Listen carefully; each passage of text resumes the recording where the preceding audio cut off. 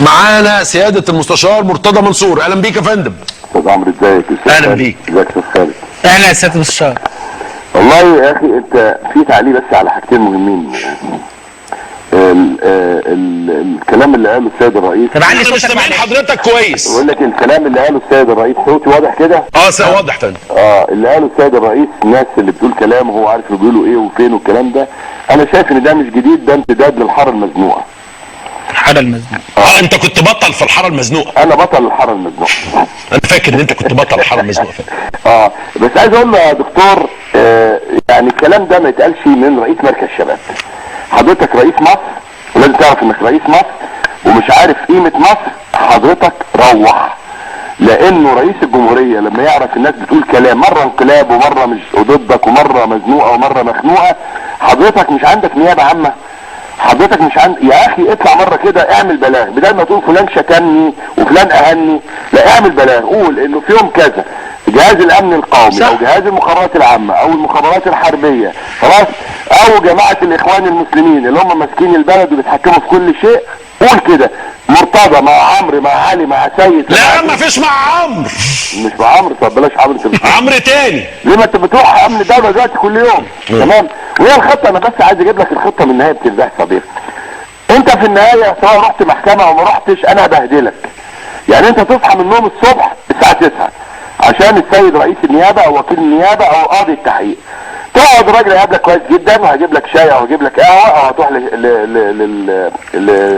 امين مش عارف هشام بيه القرموطي اللي هو امن الدوله، راجل مؤدب محترم.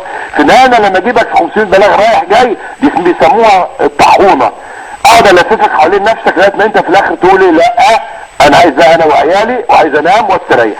فلما يجي السيد رئيس النهارده ايه الكلام اللي حضرتك، ما تخلينا في الكلام الواضح. مين اللي قتل ال 17 جندي يا دكتور مرسي ساعة الفطار السنة اللي فاتت؟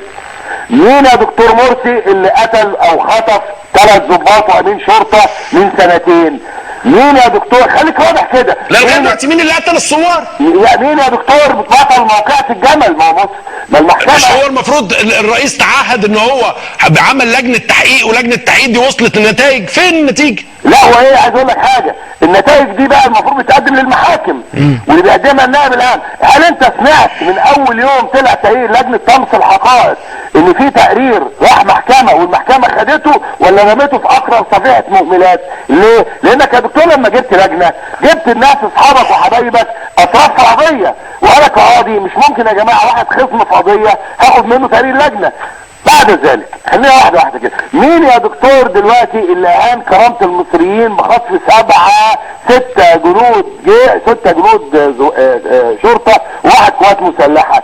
يا دكتور انت طول عمرك وانت رئيس مجلس الشعب من 2000 ل 2005 بتطلع انت وناسك الشفافيه، وعايزين نعرف مين عمل دول. انا يا دكتور بدل ما انت النهارده عمال تتكلم في الكلام الفارغ اللي قاله فلان وعيدان والكلام ده لا يصح، ده يتقال في المصاطب وفي الحواري، مع احترامي للحواري انا اصلا من الحاره. قول لنا يا دكتور هتعمل ايه في كارثه اثيوبيا وسد النهضه؟ يا دكتور محمد حسني مبارك الظالم الطاغي الفاسد قال هدك السد بالقنابل بالطيارات، سيادتك هتعمل ايه؟ نرجع بقى للاخ اللي انت جبته، الاخ البنا ده. انت عارف زمان، وانا انت عارف اتحبست انا طبعا 5 6 مرات لما يكون في حد عايزين ياخدوه يودوه مستشفى ويجاملوه، فبيعملوا له ايه؟ بيدوا له حلاوه طحينيه بالشطه، فبيجي له حاله حمى، فبيقول كلام غير طبيعي. الكلام اللي اتقال دون الحياه المناخيه والملوخيه دخلت في الطعميه في المهلبيه، ده ما يتقالش في بلد محترمه يا جماعه. الكلام ده ما يتقالش في بلد محترمه، بلد محترمه يا دكتور. انت عمال تعتدي على مؤسسات الدوله بدءا من القضاء ثم بعد ذلك الاعلام ثم الشرطه ثم المخابرات ثم الجيش. هو حضرتك جاي علشان تعمل خناقات؟ يا عم انا لو عملت الكلام ده انا مواطن عادي، انا راجل مشاغب. طب سياده المستشار يعني تفسر في ايه حكايه الخوف الدائم من انه بيشعر ان النظام السابق يتربص بيه حتى النظام راجع؟ يعني منين جاله الاحساس ده؟ شوف، اذا كان الدكتور محمد مرسي بيتكلم عن اشخاص فاقول له انا اسف الاشخاص في السجن.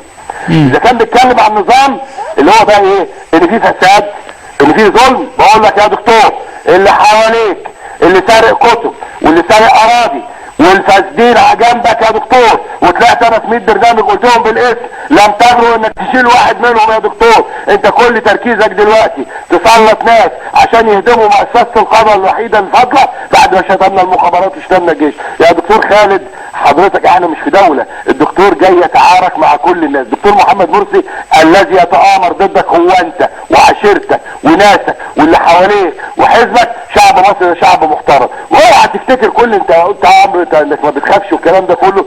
هو مش عايزك تخاف، هو عايز يبهدلك، الطاحونه تشتغل في ناس. لا احنا متبهدلين كفايه والله يا سياده المستشار، يعني يوم ويوم لا في النيابه يعني. انا بقول لك هو في الاخر زوجتك هتقول لك ايه؟ جاي لك ده منين؟ يا اما تشتري دماغك ولا انا بس هتقول لي نفس الكلام ده. لكن يا دكتور في ناس ما ينفعش لا بس الاجيال الجديده قلبها ميت يا سياده المستشار، يعني هم شافوا الموت بعينهم. يا استاذ خالد، دكتور خالد، يوم 30/6 بقول اهو، يوم 30/6 بامر الله ما عادش في حاجه اسمها دلوقتي يا جماعه فلول وثوار. بقت في ناس مع احترامي الشديد تاني للاخوان المسلمين اللي في القرى والمحافظات، الناس البسطاء الغلابه دول اللي كانوا زي اعضاء الحزب الوطني بينضموا عشان يخلصوا مصالح، دول منضمين عشان ربنا، يقول لك احنا بتوع ربنا. ثبت يا جماعه الظالم مش بتاع ربنا، الفاسد مش بتاع ربنا، المفتري مش بتاع ربنا. دكتور مرسي النهارده انا ما شفتوش محمد مرسي، انا شفته فرعون قاعد على المنصه وقاعد على العرش ببصته لفوق، يعني اشوف انا مين. يا سياده المستشار اندمت لغيره كانت دمت ليه. قول لي انت مضيت على استمارة التمرد؟ انا ما مضيتش، لكن لو جات لي طبعا همضي. لو جات لك ازاي ما موجوده في كل حته؟ لا ما وصلتش وجات لي، لكن كانوا بيوزعوها قدام نادي الترسانه النهارده جنب البيت عندك. انا لو جات لي استمارة اولا الولاد اللي عاملين تمرد، خلي بالك اللي بيقودوا تمرد انا بشوفهم زي انت بتشوفه، شباب محترم زي الفل ما عندوش اي انتماء سياسي غير حب لبلده. الناس يا عمرو انت كلمتك انا امبارح يا استاذ خالد اول لما قال عمرو كان اول امبارح قال لك والكهرباء الحمد لله رجعت، قلت لك قول لعمرو الكهرباء قطعت عندي 4 مرات اول امبارح 4 مرات. ده انت الوحيد بقى، اشمعنى انت؟ لذلك ماتش الزمالك ما شفتوش، واخد بالك؟ فبقول لك يا عمرو يا خالد احسن انك ما شفتوش يا راجل، ده نكدوا علينا نكد الفيل. يا عمرو بقول لك حاجه، بص شعب مصر ده كان في ناس كتير ما بتخافش قبل 25 يناير.